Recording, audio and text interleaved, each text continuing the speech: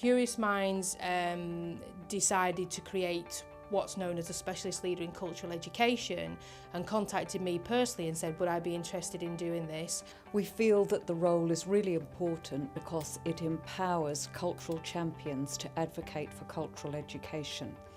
So we're supporting education to understand how cultural organisations work, and for schools the benefits really are the developing of creative and cultural leaders. We came up with our research question, which was, in which ways do different CPD models best support the development of leadership skills in an art subject? For Ludus, they already do CPD packages, but they weren't quite sure what schools actually wanted.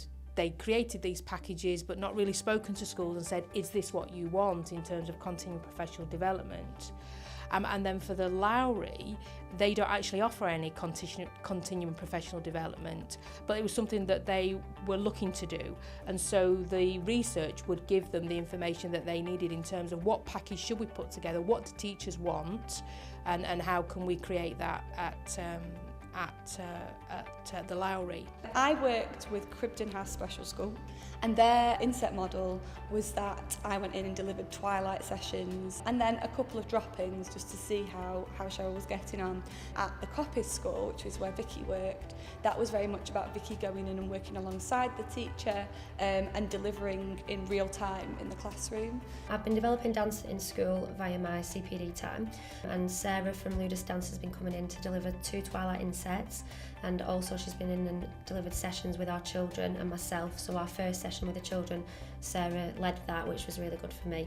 That built up my confidence and I was able to see how a lesson should go. First of all, I think the 2 twilight insets really helped for my experience. Also, when Sarah came in and did our first session with the children, they absolutely loved it, so I thought, right, this is going to go well. And then it's just gone from strength to strength. Every week I check with the children whether they want to attend, because it's an optional dance lesson, and every week all children attend and they all enjoy it, they absolutely love it. So seeing their enjoyment and enthusiasm for it each week has been the best thing for me. Well, when I do dance at school, it's really fun because you're moving about, so you're not always like bored and your bones all get together, so you're like, oh, I can't get up. So when you feel like doing it, you just don't. But when you're moving about, dancing, it's really fun. You get to socialise too. It makes me feel alive, really. Louise from Torview had commissioned us at the Lowry to deliver visual art workshop sessions in 2 schools, so Ridgewood and Pendle. So we arranged for 2 artists to go into those schools, Michelle and Julie, and they'd been delivering visual art workshops themed around what the teacher wanted to do there. So Michelle had been working with Mark on a project that he'd already been doing to work towards a festival that was going to happen at the school. So he wanted to create some banners that were going to be put up as part of the festival day. And they'd been based around prayer banners, so Michelle had been working with him to create those. And Julie had also been doing textile related work, but it'd involved a lot of printmaking, rubbings, that kind of thing. The Lowry contacted me and we basically brought in a textiles artist to do a project within school. Because I don't really teach art in school, I've actually taken 3 of my more sort of dedicated staff who've got kind of artistic trends amongst them, and I put them in with the artist and they basically put a project together. I think she's taught them new skills, and it's kind of given that confidence to be able to direct other TAs within school.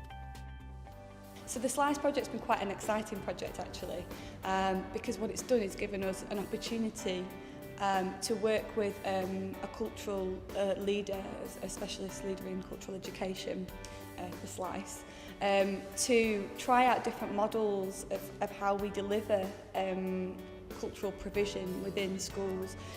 But what this particular project has done is really given us an opportunity to compare, okay, this is the inset model, these are the benefits to doing a teacher inset model, and this is, solely about delivering in classroom time, and these are the benefits to that. So what it's done is provided us with some research and some stats really that we can build more effective models for the future.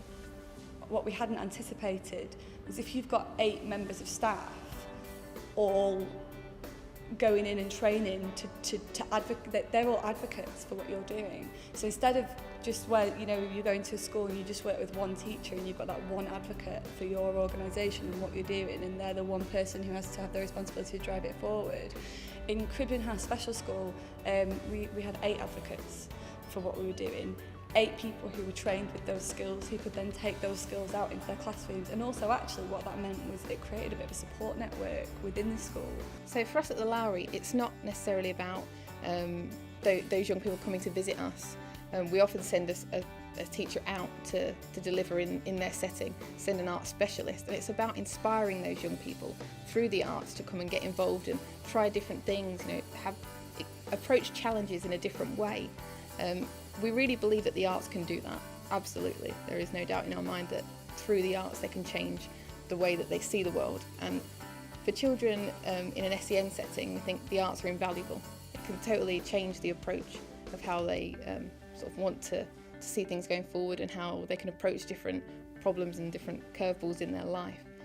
Being able to give Mark the confidence to introduce the arts into his classroom is a fantastic outcome for us, and if that's the only outcome, that's still a fantastic one. When the artist was there, we got through quite a lot of work, and because of the artist's input, I felt confident enough to be able to carry on a couple of sessions just on my own, just following the techniques that I was shown. I think in my class, I think I would consider myself as a cultural leader now, because I've been the one to kind of inspire them alongside what they've been doing. So we're looking to do an inset, which also will get the staff more motivated. And in the classroom, instead of doing activities yourself that you come up with yourself, or watching DVDs or things on the whiteboard, having them come in it's made it much more interesting. Now after this training I do feel confident, I'm very passionate about it, and I would feel confident in showing other teachers how to deliver dance sessions through school. Next time I get to do something like that, I've got much more knowledge about the things to look for. And ultimately, you know, although I was just interested in the leadership skills, what goes on in the classroom and the impact on kids is the best outcome for me.